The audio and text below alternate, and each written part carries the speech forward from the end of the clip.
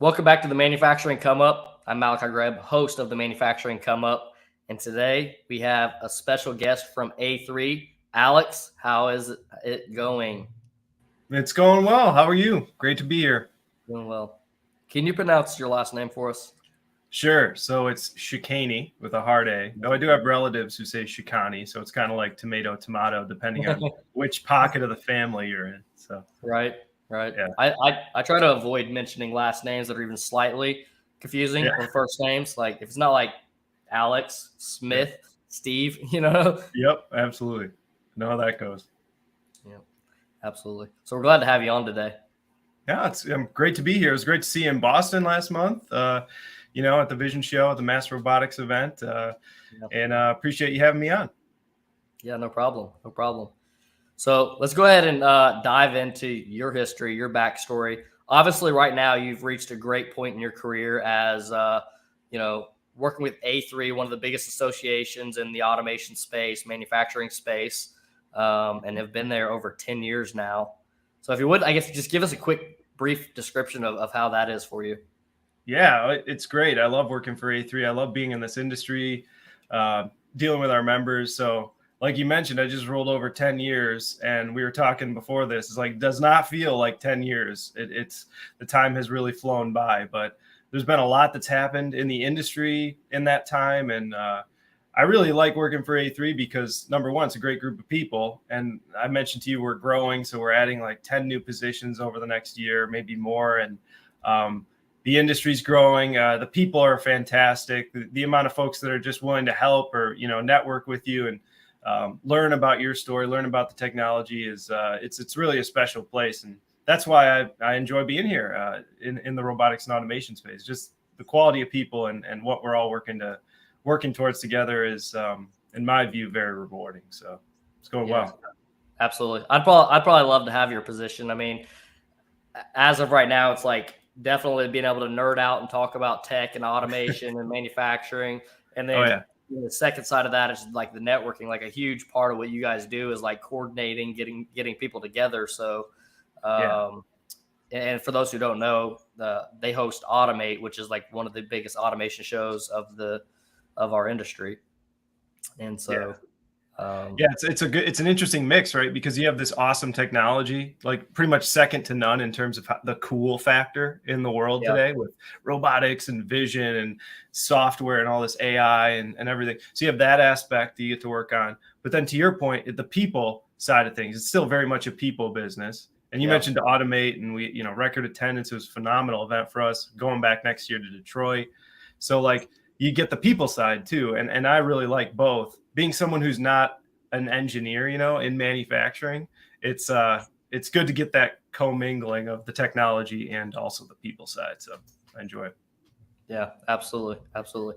So take us back into your past. When did you kind of see yourself, coming into this industry? Did you see it at all? And at what age did you start to think about career? Yeah. Well, it's interesting because I mentioned I didn't have like a background in manufacturing or robotics, though my dad was an engineer at General Motors, and he bought me a Super Armatron articulating robot arm that actually on LinkedIn I saw somebody post about, like maybe the first industrial robot arm or whatever. It was a toy I had back in the early 90s. Still have it here in the house. My son likes to play with it. It's noisy as heck, right? It's the noisiest toy ever because the little motors moving there. But so I have liked technology, and I would go to work and my dad would take me in and I'd see what they were doing at General Motors. They were forming clay vehicles, and they had automation there and everything at the tech center. So I did like it, but in school I was more on the people side. I was more like interested in, I was good at math, so I liked the finance aspect and like marketing kind of stuff. I was more people oriented, so I didn't really go in that direction. So coming up through school, I was always exposed to it and enjoyed it, but decided to go into school for more of a marketing type of role and rolled finance into that. And how I got to A3, I was at college, Michigan State. I got to shout out Michigan State. If you know me, I got the Spartan logo back here, so I have to at least mention it once in the conversation. go green. But Michigan State, I was going into marketing and finance, doing all this stuff. Thought I wanted to be a lawyer for a while, and then as you get through college, you're like, it's not really going to be for me. So started looking at getting out and working, getting some experience. And that's actually after undergrad, when I had my first experience with trade shows. I did about a year of designing and implementing like booths at trade shows, basically. So I got to see like that aspect, what went into it, the design, and why you made certain decisions, and then got to see it all come together when the show went off with a huge success. And that was cool. But it was a difficult time. It was like 2009, 10 timeframe. So I decided after that to go back to grad school. And that's when, back to MSU. And then when I was coming out of my MBA program in 2012, that's when Jeff Bernstein, I guess, got my resume from one of our activities through the school and contacted me about, we're looking for a director of market analysis at the association. And we like your background. And are you willing to talk to some board members and interview? And so I did, and the rest is history. I've been here for 10 years since. So crazy. Yeah. Here we are. Yeah, I knew whenever you was talking about you liked math and you liked people, it was going to be some type of marketing analyst. Yeah. Yeah, exactly. So it was a good fit, and it's been a good fit. So it's exciting. Yeah, that's pretty great. So whenever you came into the company, I guess, what were some of your initial roles? Yeah, so I shadowed a man named Paul Kellett, who was our director of business and market analysis at that time. He was doing the quarterly statistics and the annual reports for the machine vision industry. And so I shadowed him for a good deal of time, maybe 3 to 6 months, something like that. And then he retired, and I took over his activities. And I've been doing the quarterly statistics. I still do them, market analysis, talking about the industry and all of that. We've added to the program over time. So really that's how I got involved. But then, everyone who works at A3, anyone watching this knows that like we all wear a lot of hats, and we play to our strengths, and we give folks opportunities, which is why I think it's a great place to work. And I was afforded the opportunity to take on more responsibility in terms of board leadership, committee leadership, membership activities, which is part of my job now, making sure our members are happy and we're delivering on our promise to them. And then, of course, the marketing. As of late, I've been doing more with our marketing team, super talented marketing team. As we were talking, we're on this podcast right now, the landscape for communication, content being king, that's all so important. So yeah, just kind of rolled up more responsibility in and got to touch different areas of the organization. It's awesome. So whenever you went through the process of joining A3, what did like the interview look like for that? Yeah, it was a couple in-person interviews. So I met with Paul Kellett first, I think. Then I met with Jeff Bernstein, maybe both of them. I can't remember in one interview, but a couple in-person interviews. And then I spoke with some board members who are actually, I still know well today. I've known them for a long time. They vetted me. They asked questions about my background, about my fit and my aspirations and everything like that. And so it consisted of an in-person component, but also it's important that we get the support of our volunteers, our leadership as well. So I spoke with some board members on that front. Gotcha. Yeah. So, I mean, do you think there was any one particular thing that kind of landed you the position? Well, certainly it was because I was from Michigan State, and Jeff Bernstein being a Go Blue guy. I actually think that worked against me. No, it's all in good fun. But, I don't know. The one thing, I don't know if there's one thing. I mean, it did just kind of feel like a good fit. I was looking for an organization that was, I had done my internship at a large corporation during my MBA program, and I wasn't really sure that was a good fit for what I was looking for. So I was kind of in the market for a smaller company, a company of smaller, medium size. And so I think for me, I was very interested in that aspect. I really like the technology. So I was, passionate about it. And like I said, I enjoy doing the mathematical side of things, the finance side of things. And that was certainly a need for the organization with Paul Kellett retiring. So I think probably my skill set there and my experience with Belden in Richmond the previous summer during my MBA program, which I think at one point they were a member of the association. So I think that was maybe a tie to my experience that probably was attractive to A3. Gotcha. Yeah, and so I think it's very important too that you mentioned like a good fit, right? Like a lot of people, I think maybe when they get out of school, they don't even necessarily think about a good fit. They just think about like, how can I get a job? I think you're probably a little bit different because you have like an MBA. So like I could see like somebody like you maybe a little bit more mapped out on like maybe a career path or some idea of like what you want to do. But I think especially more so on those like 2-year associate degree type of individuals, like Sure. a lot of those guys are or girls are going to school to get a degree to just make more money, right? Or just have a means of living, and they're just trying to find a job, right? They're not necessarily thinking about what's a good fit for them. Maybe they're thinking about pay only. Maybe they're thinking that they just can't get a job really. And even for myself, I got really, really lucky in the sense of like I landed a job with a systems integrator at the beginning of my college career. And I was essentially, I wasn't even interning. I was just like full-time employee while going through my industrial automation program. And, Gotcha. that was like super impactful in me being able to like see what I wanted to do. But like the other thing in my mind, I still didn't know what I would do career wise. Like if I wanted to shift and even there, like, I could say like a small mistake of what I did in my career is like maybe I stayed at that company too long because of like partially their size. They were at their largest, I think like maybe 15 employees. And another thing is like really everybody at the company was like way underpaid for industry standards.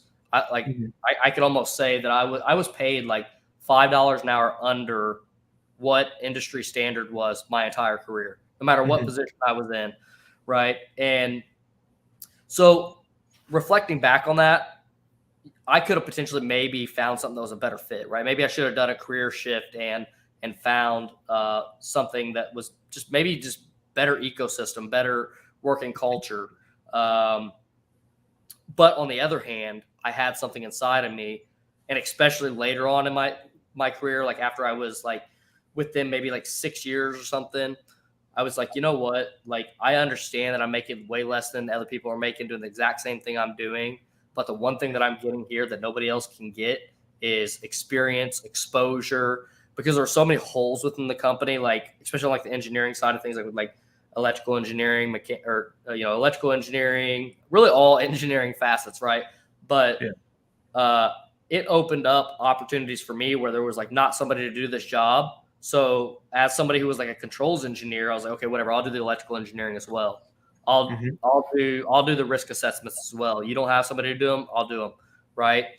And so I went through those processes of learning those different things, getting certificates in those different things, and even though maybe this company may not have necessarily been the best choice for the best fit, I kind of came to a realization that me sacrificing that time, dedicating that time towards, a job that opened up all these different opportunities, because there's a lot of companies that you go like systems integrator, the big dogs, you go in as a PLC programmer. A lot of times you're just a PLC programmer, right? You're just a robot programmer, or you're just an electrical engineer. And whereas you can get good at those skills, sometimes you miss that ability to see the full scope of things. And in reality, probably brought me to be able to become a business owner, right? There were so many different things that I got thrown at and got to experience and just be able to just pick up new things, right? After like picking up so many different new things, I'm like, okay, what is it to learn this one other thing, right? Yeah, and, absolutely.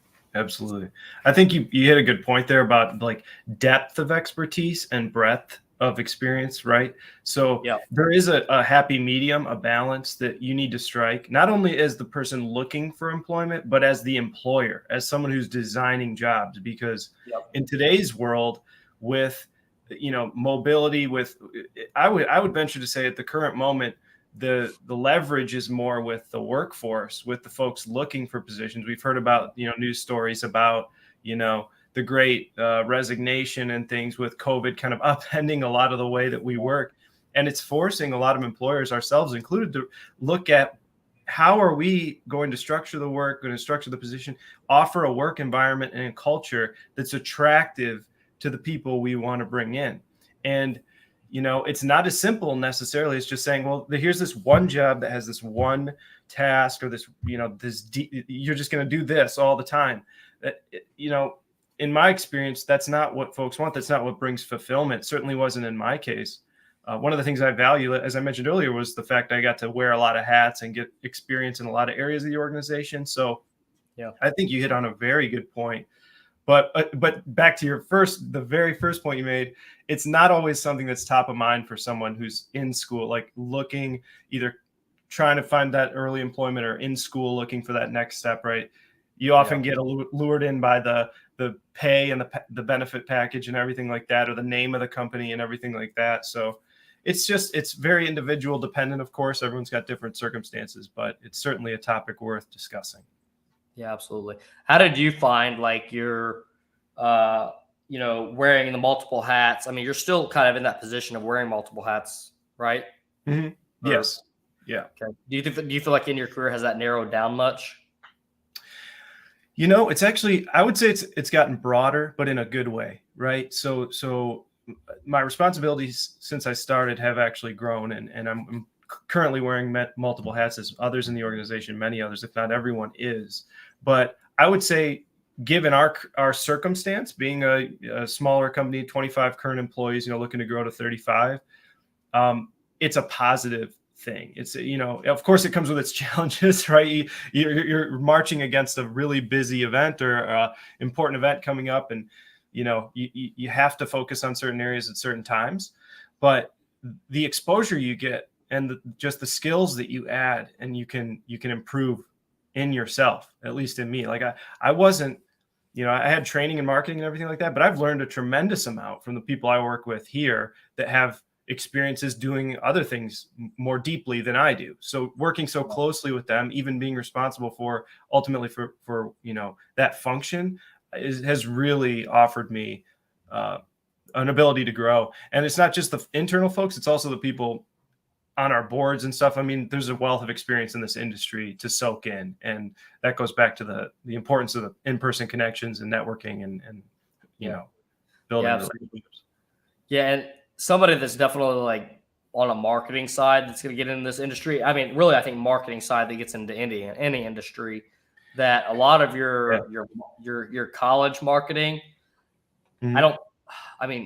the concepts and the thoughts, it's going to be like engineering, right? Like the theories behind it will always be there no matter where you go and no matter what the platform is. But there's like a lot of like marketing degrees that are just not going to be up to speed with what's happening today. Because like you can't even, what curriculum probably really talks about like TikTok. It probably won't be in a book, right? Because like they haven't rewrote the book to include a TikTok in it, right? And those landscapes are moving so quickly that a lot of that stuff you can only learn from real life. Yeah, and living it. To your point, like you almost have to live it. You have to have a passion for it. And I haven't seen the marketing curriculums of today in school, like, so I can't really speak to specifically what they're teaching. They may throw a TikTok up there and like go through and say, hey, look at how great this TikTok is. So maybe reach out to me if that's the case. I'd love to learn more about it. But to your point, you have to build that. You have to be passionate about it, and you have to build that foundation of like, okay, this is where I'm launching off from. And something new might come up, but I have the understanding of how to attack it, or what concepts, are laying the groundwork so that I can roll that in, and then, we can use that, and really run. But to your point about demand, I mean, come on, our industry in particular is coming up right now, not to, manufacturing come up, so the namesake of your podcast, but like it's coming up in that regard right now. You're seeing companies, you're seeing, associations get into the webinar. We've been in the webinar game, but is webinar the best way? You mentioned TikTok, Reels, social media is so important. You have to be savvy with your content. It's an absolutely critical piece. Yeah, absolutely. I mean, one thing that I see with companies that I kind of is concerning, and I think they need a shift. Right? Is like, you mentioned the webinar. Is a webinar really worth it? I think yes. I think the deployment of the webinar is not being extracted at its fullest. Right? So like, if you host a webinar Yeah, that's a good point. on your private page or something like that, private invite, then sure, do that. Cool. I think that should still happen. But can you also at the same time make it go live on other platforms? Maybe you don't tell people it's going to go live on other platforms, but go ahead and send it live on other platforms too, just so that way there's more eyeballs that get to see it. Like right now with this podcast, like realistically, when we launched this podcast, going live wasn't really a thought, right? We didn't really think about going live, but as of right now, we're launching across business Facebook, personal Facebook, LinkedIn, YouTube, Twitter, and so we're launching across all these different platforms that some of these platforms we don't even post the manufacturing come up on, right? So like, this is the only exposure those platforms are getting to this content. Absolutely. I mean, you mentioned something that's important and is almost a best practice in my view now, is like cutting up into shareable like important clips as well. You see so many people in our space, in our influencers, yourself included, like folks really, really working hard at that. You can't just, it's not really just a one size fits all. Let's record this 30-minute thing and then put it here and let it live there and hope that it generates what you want it to generate. You have to be everywhere with it. You have to chop it up into little 15 segments, create reels with it, release the clips with the key takeaways, the insights. You have with attention spans, man, are so, all of us, myself, our attention spans have been narrowed so quickly down with the amount of information that's available to us. You have to be able to capture them and keep them for just that brief moment in time. So I think it's an important point. It's a good one. Yeah, there's times where I'll cast up. So I'm a big YouTube person, right?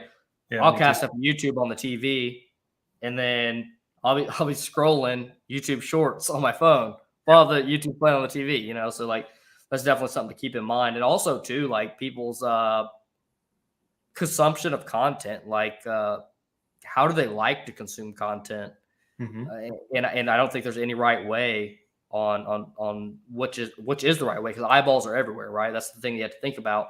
And so for us, one thing I try to focus on is I want quality to a certain standard, but after you have quality to a certain standard, I care about quantity, right? Why are we not on every single platform, every single method of posting, right? Reels, native posting. So let's go with YouTube, right? YouTube, you have your shorts, you have your normal YouTube videos, then you have your posts. You can post on YouTube now. So that's three pieces of content. That's just three different versions and ways of posting content, and then the strategy within that, right? Like, okay, a short is different than a micro piece of content, right? A short is, I think the limitation is like 60 seconds or less, right? Yep. But then there's also a 2-minute version that you could post of that same hour-long podcast, right? So out of a podcast like this, just this one podcast recording, I mean, technically there could be easily 100 pieces of content that come out of it, or posted to different places. Absolutely. And people listen. Like, everyone's situation is different. Okay, from any stage of your career. Some people are driving more; they listen to more audio. Some people are at their desk more; they can have YouTube and other videos up playing or whatnot. Some people are on their phones more, and they're on social media and working through there. So you have to be savvy with the clips. You have to catch them. You have to have subtitles. You have to be, because not everyone's clicking the video to listen to what you have to say, and not everyone reads the caption either. Your eye goes to the video if there's motion, if there's someone that you recognize, right? So there are cues that we've kind of developed recently with the onset of social media to latch onto. And if you're someone in our space, you're an integrator or someone in automation doing that, I really do think that's an area we can get more sophisticated. We're seeing some improvements, but you think about just the interesting stuff and just the big bucket of interesting stuff, new products, how to deploy these products, solutions, whatever. There's an endless list. You can do what you're advocating for, and I think correctly so, on so many levels. If your companies, it's just a matter of developing the muscle memory, right? Building the skill sets within the organizations. And I believe, frankly, this is more of a selfish thing, but like, I think we have a role to play in that. Actually, we have a responsibility to help the industry do that better, because we're trying to be the tide that lifts all ships here. We're trying to get automation deployed on more fronts, get more users. And so that's one of the things we're focusing on. Part of the reason why we're hiring, because we can do a better job offering opportunities like that to membership and everybody. So yeah, absolutely. I mean, that like we talked about off camera, that like, really the events, the whole thing with an event is bringing awareness to the individuals at the event, networking, connecting, which is all really social media is too. It's just another version of that same thing. So I think it definitely fits well in what you guys are already doing. And on top of that too, like, this is one thing that I like to bring up, is that some people have what I would call real brand. And what I say by real brand is, this comes from like somebody who's established, who's been doing things long enough, say A3, right? You guys have real brand. So one major advantage that like you guys have is like, anything that you post is going to do well, not a particular post, right? But if you started posting, right? If you started posting, let's say, for instance, the same content that I post, right? Say for instance, you're exactly mimicking what I'm doing. Within like a year, you're doing like 10x better. Within like 2 years, maybe you're doing 20x better, right? Just because like you have like this group of real followers that you've been building up for the 10 years. Whereas Elite Automation as a company, we're 3 years old now, so still a young company. Really, nobody knew who I was until I started this company, right? And really, awareness has just been brought to us the past year, and true brand, right? Like, if you think about like the amount of projects we've executed as a company under the Elite Automation name, that's just now starting to really get fortified, right? So like, as far as like true brand and getting repeat business and people who are like following us because, oh, those guys installed our project, let's see what else they have going on, right? So there's people out there that already have real brand that can literally just produce content and the thing just perform really, really well because they were already doing something on another platform. Yeah, it's a good point. I mean, brand building is not an easy exercise, that's for sure. But once you do it, and your values and what you stand for come through, your content, your messaging, and everything, and your audience starts to attach those things to you. You're right. It's a jumping off point, a launching off point, and it's that key foundation you carry with you. So I definitely agree with everything you said there. It's and to what aspect we can help with that, of course, as you know, as we've discussed before, that's what we're here for. We're here to connect people and drive awareness. So, yeah, absolutely. I think y'all do a great job at it too. I appreciate it. Thank you. I mean, I think everybody that knows that, A3 is the host of Automate kind of knows that y'all are already doing big things in the industry. Yeah, thanks. We went through this big rebranding project. We released it last year. We were separate associations before. It was RIA, AIA, and MCMA, and we were driving each of those brands. We were talking about equity, right? So this whole project, we were very concerned and cognizant of preserving the equity that we've built in those brands and not losing it. And thankfully, with the support of our boards and membership and everything, I feel we've succeeded in that. A3 is seen as the leader in these areas and as the place for all these technologies.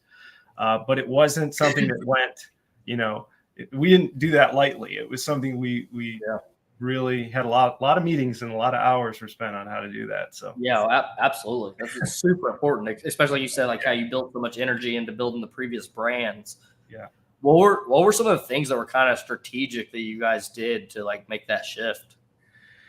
We leveraged our boards of directors, right? So we have these volunteers, a group of like anywhere between 13 and 18 leaders in the industry for robots, vision, and motion control and motors. And now we have an artificial intelligence board that has more recently been spooled up. But we leverage them. like what do we need to say to our audience? When do we need to say it, and how often? And our internal team, who worked their butts off on this project, did a great job of executing it, right? Taking that input from those committees and our board of directors, and making sure we were talking and saying, A3 brand or these 3 brands, the ones you know and love, are converging into A3. And we did that for a period of probably close to a year all told. Of course, it accelerated towards the end in the launch of our new website, automate.org. But it was regular meetings. It was we had these project teams for each aspect of the project: governance, membership, branding, and there might have even been another one that I can't recall off the top of my head. But we had them, and they were all cross-functional. Everyone in the organization had a hand in it too, which was it was really rewarding because everyone had buy-in. Everyone was involved in their project team and got regular updates. So. Yeah, it was important, but it worked out. So I'm thankful for that. I think the strategic part of that is very important to people listening. I guess maybe not as much for the manufacturing come up, but if you're in a marketing position in the industry, this is very valuable for you. Because and part of the reason why I'm digging into that question is like, say, for instance, you see here, there. Yeah, we have the manufacturing come up. We have sponsored by, and then like a small version of our logo. Can't really read it, but you can see something's there. But yeah, I think about these things in my mind because, one of our ambitions is to be one of the largest companies in the world. And so by doing that, we have to think a little bit out. We have to think about like next things, right? So like one of the things that's already in my mind is like as we grow, we have manufacturing come up sponsored by Elite Automation. At some point in time, Elite Automation might just be a part of whatever the bigger thing is, right? Like it might, I'm not gonna say get consumed by something else. And at some degree, I think the individual branding is important as well. Like what if Elite Automation always has its own brand? Like maybe Elite Automation gets owned by, Elite Enterprises or something like that, right? But, yes. How do you keep those things together as far as like Elite Automation as a company, yet letting people know that Elite Enterprises owns that, and then yet that like Elite, whatever other smaller companies that are within that umbrella, I think is important because one thing that you'll see is some companies, they end up doing so much that it's like you don't really know what it is that they do. Yeah, that's fair. That's fair. I think in today's world, it's easy to try to be everything to everyone. Yeah. It's alluring. You want to be. You see someone succeeding over here.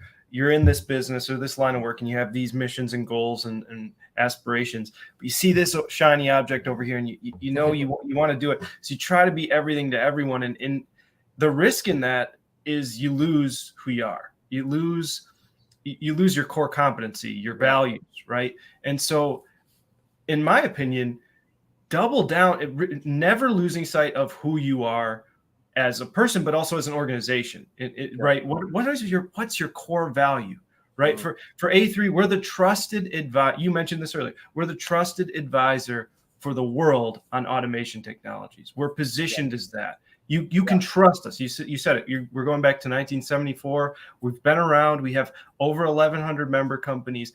You can trust us. There's a lot of noise. There's a lot of information, some good, some bad. But if you're coming to us, you're getting it right from the source. You're getting it from the organization.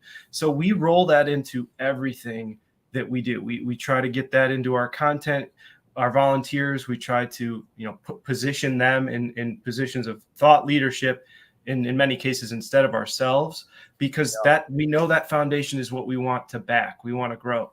And you're in the same position. You're building this brand. You're 3 years in. You have customers. You're growing your audience. But to your point, as you expand, you never want to lose that. Yep. What's your core? What makes you who you are? And why did people follow me in the first place? Why did people come to and work with us in the first place? Yep. Okay. And there's a voice of the customer in there. You have to be in communication with them. You have to understand when you're not fulfilling your promises and everything. But yeah, I think in today's world, like I said, it's easy to want to be everything. Oh, I can do that for you. I can do this for you. Yeah. And sometimes it's better to just know when to say no, or I have this partner over here who does it really well. You should go talk to them. We work with them all the time, So, Yeah. Yeah, absolutely. I mean, and there also is so many like dynamics to that as well, as far as like one, like you got to hold, you got to know what the core focus and purpose is of what your organization is trying to do. And then, if you go to take it to like marketing, you have to make sure that the content you're creating somehow points to that same thing, right? Because if you start making content about this and about that, and even talking about different things, right? That's something that I'm trying to figure out now is like, what are the things that I want to talk about, and I kind of want to almost avoid talking about other things, right? So that way, when people see me, they see this guy talks about blah dot dot dot dot, right? sure. And that's like more of on a personal brand, but and then us as a company, right? We've really shifted how the things that we're talking about, where like we started off as a material handling company. Now we're dove way deep into robotic welding and fixture design, stuff like that. Um, and so that was a whole marketing shift, right? Now we're like, I'm not saying we're definitely doing material handling applications, right? But Mm-hmm. we're ignoring the marketing aspect of it to a degree. Maybe it'll be like 10-20% of what we output marketing wise, but everything's gonna be driven 80% towards like this the robotic welding side of things. So that was in a sense a rebrand, right? It was a shift to what people see and what they see us as. And so that's huge. And then like the next thing that's huge is like internally, right? What are the people of the company, what do they see the company as, right? Because if you have Sally Sue that thinks this about the company, and Billy Joe thinking this about the company, right? Then everybody's mind is in so many different places that really nobody's working together to create this one particular idea together. Yeah. Culture is so important. It's so important. It's almost as important to drive home the value of what you're doing every day and what your team is doing every day to each other, to the organization. It's almost equally as important as it is to do it outwardly to your customers, because you're right. If you lose that, if you lose people, people don't see it anymore. They don't believe in it. It impacts your business. It impacts what you're putting forward towards your customers. So I think that's a good point. Yeah, absolutely. I think, and like you said too, like it's almost more important internally, and I do agree with that 100%, because like if you can do it internally, then the rest of the members will cast it out to the world, So Yeah, like, it's interesting. I can't remember, a few years back, I kind of looked into this a little bit. I don't remember where, but it's the story of Southwest Airlines. At the time, it was an interesting case study because at the time it was like your customer is always right. That was the kind of the basis for this case study. And Southwest, in their kind of reimagination of their business, flipped it to be, well, we're going to actually back our employees. We're going to invest in our employees and our employees and put employees first, which was like, at the time you were thinking to yourself, well, this is madness. Like the industry, and it's up for debate, of course, still. But what you saw after that, when they did that, was Southwest employees getting on planes, doing big pomp and circumstances, unique things with the seatbelt and the instructions and everything, and making it more of an experience for their customers. And they loved it. People who flew Southwest absolutely loved it. They ate it up. They talked about it. They told their friends about it. The employees were happy and smiling. And it was just such a change from what the experience was elsewhere. And it worked really well for Southwest because that came through their employees, to the point you just made. It came through in their day-to-day and how they were conducting themselves in their interactions with the customers.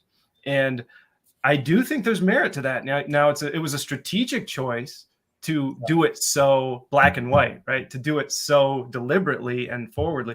But in their case, in that instance, it worked. And I do think there's lessons to be learned from it, in our space, and if you're trying to build and grow a business. Yeah, absolutely. What are, I guess, so now that you guys are focusing on bringing more people onto your organization, I mean, what is that, like almost a 30% growth? Yeah. What do you guys have in store next?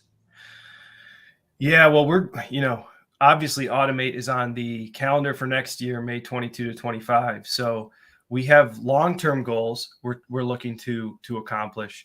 We know that the industry has needs, and we want to make sure we're in a position to deliver it. Again, as that trusted advisor. And so growing the team is probably the most critical portion of doing that. Getting the right folks who want to be here, who have the skill sets to help us in areas like education and business intelligence and events and membership development and things like that. So that's the current environment we're in. But we know that there are opportunities out there for more expanded, more available certification programs to help the workforce development side of things.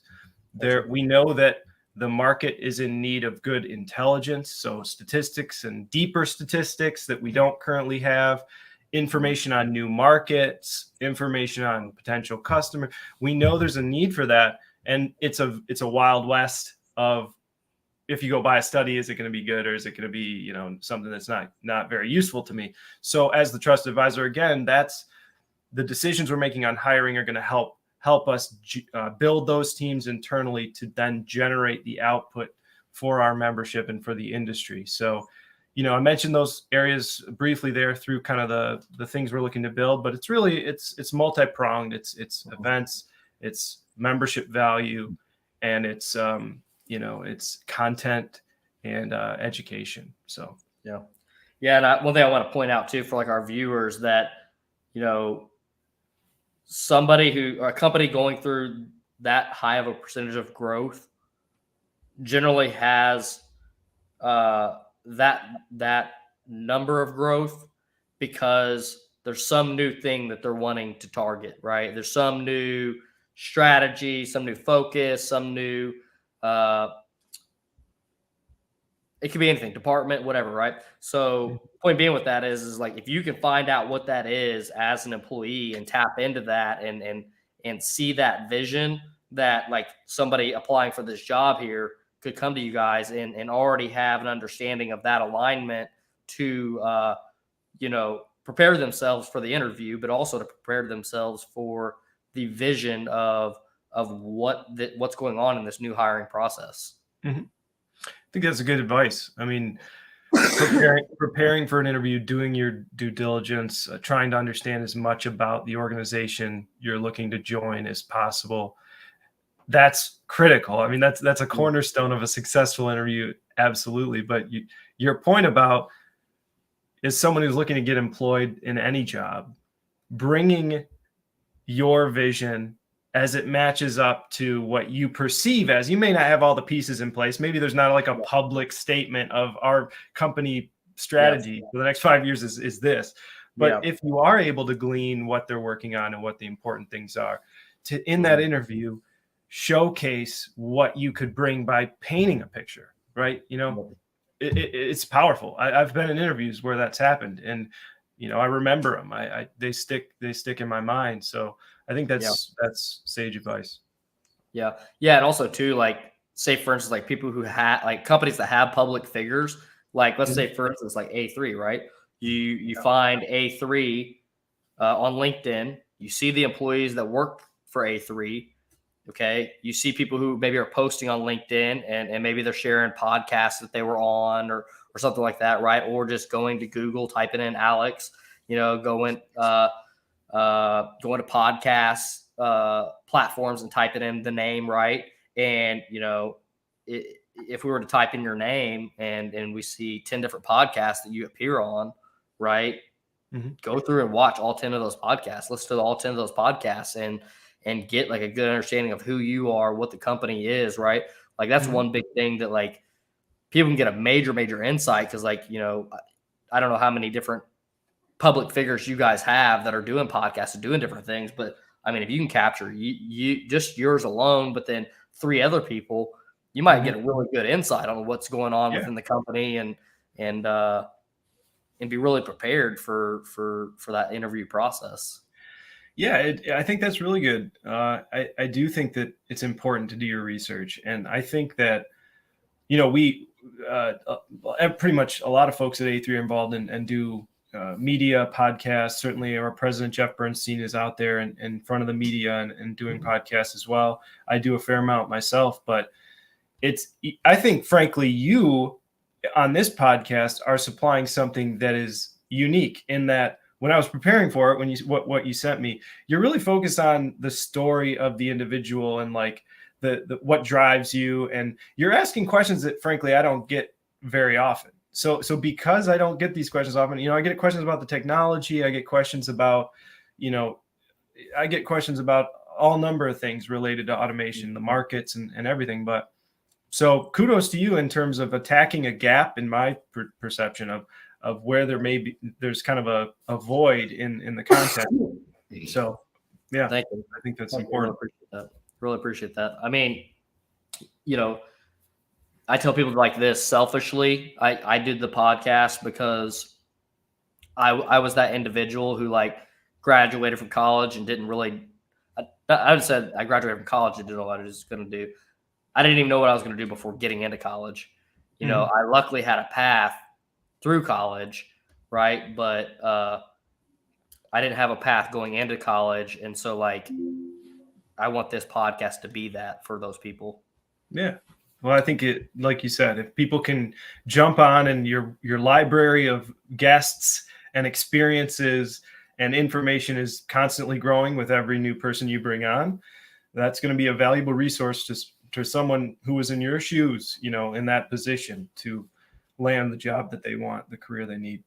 Yeah, absolutely. Like when we started this podcast, one of the things is I told the company or the members of the team, I was like, this is not really going to be an ROI. Like I anticipate zero, outcome from this podcast directly coming to us as some type of, how are we going to get customers from this? How are we going to get, it's pretty much not going to happen. Right. Right. This is essentially to add back, like really the company that should be doing this podcast would be like a recruiting firm. It would be, there's another one that I always think about should be doing the podcast. But the point being is like, because of what we're talking about, in reality, we should have a podcast talking more about automation and like ROI and different automation technologies and different, applications that we see our customers going with, which will probably come into the future. Right. But like that will be the podcast. That'll be more salesy, right? That'd be the podcast, not even salesy, right? But it's just more in alignment with what our company does versus like a podcast like this, where it's not really in alignment. Like the best, the best thing we get from this is probably connections. And then like the next best thing is, Sally Sue wants to work for us because they've seen the podcast and they're like, hey, I watched all your guys' podcasts. Like, are y'all hiring people? I would love to get into, automation. So like there is that aspect where we can definitely see long-term value in it. But yeah, I think you can expand as you go, right? As you build the brand and you get more known in the industry and people trust you. They come to you for the information. They come to you for the expertise and learning about people in the industry and all that. It'll be easier, like we talked about when you're building a brand and you're building that equity to switch, or add. Yeah. I mean, I think at some point I'm definitely like one of those individuals that I see for future. We'll have probably 6 podcasts and all of them have some different niche about them that makes them their own particular podcast. Different guests, completely different questions, right? Like even, and also too, like as I go along with these, I'll probably get even better at the podcasting interviewing process, because like say for like this particular podcast we got into like marketing quite a bit, and so there's a lot of things in that may not be very super practical to people who are not in a marketing role, or they might be maybe they're very practical to like a business, somebody that's in some type of marketing role within their company, but so as you get better with that process, like the questions will become more defined of this is who our audience is. These are the type of questions that need to be asked, kind of the path and the story that we need to stay along. We haven't really had it happen yet, I don't think, maybe just slightly, but like having a guest on and they're like trying to maybe sell their company. Mm-hmm. It's like, this podcast is not about your company. This podcast is about you and how you got to where you're at and you starting your company or something like that, right? Sure. Or becoming a sales rep in your company. So like that's a thing, like as my job as a host, right? I got to define that and keep that going into the path and talking to the audience that we are anticipate talking to. Absolutely. I think you nailed it. And I appreciate you bringing everybody to the table here and having these fruitful discussions. And I admire your, the work ethic and to do it. It's no easy undertaking to produce a podcast just in its base form. It's time, it's planning, and everything, and to stick with it and to brand it and to be on all the channels and make sure you have the resources. It's admirable. So Thank you. Keep at it. Thank you. I appreciate it very much. Do you have any last valuable points to add back to the audience? I would just say that, assuming that this audience is manufacturing based, this audience may be robotics and automation based. Saw a few friendly faces in the comments there, Sully and Vladimir as well. Oh, how's it going, Vlad? I would just say, I guess, in closing that, and I just spoke about this at the ARM annual meeting in Pittsburgh yesterday. In fact, we are at an inflection point for robotics and automation. It is happening more quickly now than ever before. And it's exciting on a number of fronts. Employment, there are more job opportunities in our space than ever before, which makes this podcast and learning about folks in it even more important. But there is so much opportunity when we all come together as a community to work together on these issues that I just look forward. I would just encourage everyone, if you're on the periphery and you're not yet involved, and this isn't sales about come join A3. This is more like get involved with the people, right? Reach out to me, reach out to yourself, Malachi, get involved on LinkedIn, join some groups, comment on people's stuff, like on people's stuff. It's something I want to do more of. When I'm on LinkedIn, I need to become more active. So I'm trying to work on that as well. I love interacting on LinkedIn, and there are folks like you and, certainly Jake and Chris and Nikki and folks I worked at Automate Live in 2022. Yeah. They're pushing me. I see them all the time. And I'm like, I'm learning a lot from them. I say, okay, I need to get more active. So get involved, it's a special time. There are going to be a tremendous amount of opportunities, and robotics and automation is helping solve some of the most deeply entrenched challenges of our time. The economic uncertainty we have a hand in solving, supply chain issues, certainly automation, warehousing, we have a hand in solving, and then of course, workforce and labor. That's something that I hear about all the time. And how many jobs are we creating right now as an industry? I mean, an incredible amount. The challenge is finding people. The challenge is marketing to people, telling them that these are good careers. And so let's go get it. There's a lot to do, and there's a lot of opportunity. So I'm excited about the future. Yeah, absolutely. Thank you for being on today, Alex. Really appreciate your time and your expertise and just deep involvement in our industry and connecting people. Well, thank you very much for having me. Appreciate it. No problem. Thank you. Oh, by the way, yeah, it probably ended. Where can people find you at? So they can find me on LinkedIn. Just search my name, Alex Shikany. They can go to automate.org and find me. That's our website. Or my email is ashikany@automate.org. So they can reach me any which way. Awesome. Thank you very much. Thanks again, Malachi. Take care.